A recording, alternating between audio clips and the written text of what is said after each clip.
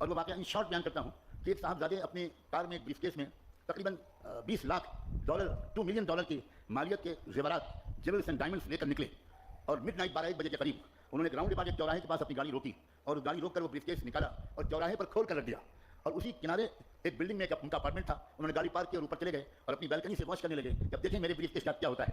थोड़ी देर के बाद कोई और साहब आए, उन्होंने देखा, गाड़ी रोकी, इधर उधर देखा, कोई नहीं है। ब्रीफकेस को देखा, सोचा कि $20 लाख मुझे इस तरह मिल रहे हैं या अप्रॉक्सीमेटली। तो उन्होंने जल्दी ब्रीफकेस उठाया और गाड़ी में रखी और भाग गए।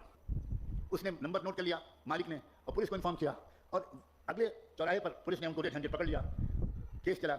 अमेरिकन टेक्सास हाई कोर्ट ने जो फैसला किया, मैंने उस अमेरिकन एयर होस्टेस को वो जजमेंट का खुलासा सुनाया कि मैंने रीडर्स डाइजेस्ट में वो किस्सा पढ़ा था।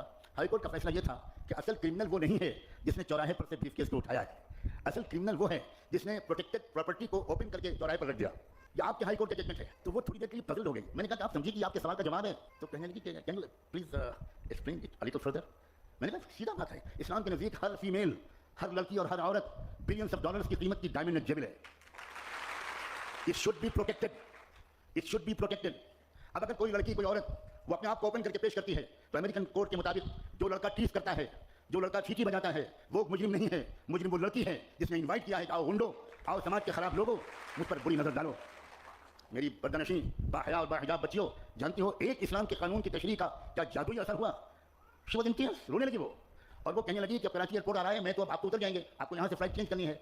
और मेरे पास तो 4-5 सवाल और भी हैं। आपके सवाल ने तो मुझे मिसमराइज कर दिया आपके जवाब ने। मैं बिल्कुल मुतमईन हूँ कि पर्दे के बारे में, but what about my other questions. मैंने कहा देखो मैं एक स्टूडेंट हूँ, मेरे पास अपना कोई फ़ोन भी नहीं है, मैं हॉस्टल के चीफ वार्डन के ऑफिस का नंबर देता हूँ, आप महीने में 1-2 बार मुझे कॉल करना, अगर मैं मिल सकूँगा तो मिलूँगा, जवाब दूँगा। और अगले 7 महीने तक वो मुझे हर महीने 1-2 सवाल करती रही और मैं अपनी इल्म के मुताबिक जवाब देने की कोशिश करता रहा। क्योंकि मैं मदीने में था तो जवाब देने से ज़्यादा मैं मस्जिद नबवी में उसके लिए हिदायत की दुआ करता था। 27वीं रमज़ान की तारीखी रात थी, वहाँ रात थी और मदीने में दिन था, जुमे का दिन था। उसने मुझे फ़ोन किया, उसने कहा मौलाना मैंने इस वक्त कोई सवाल करने के लिए फ़ोन नहीं किया है, I want to give you a very happy news right now. मैं शिकागो की इस्लामिक सेंटर में बैठी हूँ और मैंने अभी मोहम्मद मुस्तफ़ा का दामन थामा है। तुम्हारे पास है लड़कियों, ये चांस है कि अपनी non Muslim classmates, roommates, hostel mates, अपनी नेबर्स, अपनी सोसाइटी और मोहल्ले में रहने वाली नॉन मुस्लिम लड़कियों से दोस्तियाँ बढ़ाओ और उनसे कहो प्लीज़ लेट अस अंडरस्टैंड। हम लोग पढ़े लिखे लोग हैं भाई, हम लोग को एक आपस में डिबेट करना चाहिए, एक्सचेंज ऑफ नॉलेज करना चाहिए। हम लोग लड़के बने, वी आर सिविलाइज्ड पीपल। आइए हम लोग बात करें, आप समझिए हमारे हिजाब को, आप समझिए हमारे पर्दे को। मैं इस घर में रहता हूँ, यहाँ मेरी बेटी भी मौजूद है, मेरी बहू भी मौजूद है। वो पूरा घर नॉन मुस्लिम सोसाइटी का है, 99% लेबर्स हिंदू हैं और अपर कास्ट के हैं। और मैं अपनी बेटी और बहू के सामने ये बात कह रहा हूँ कि वहाँ की पड़ोस की हमारी नॉन मुस्लिम लड़कियाँ, ब्राह्मण घरानों की लड़कियाँ, वो इन बच्चियों से आती हैं, वो कहती हैं हमारे सर पे स्कार्फ बांध दीजिए, आप लोग बड़ी सुंदर लगती हैं।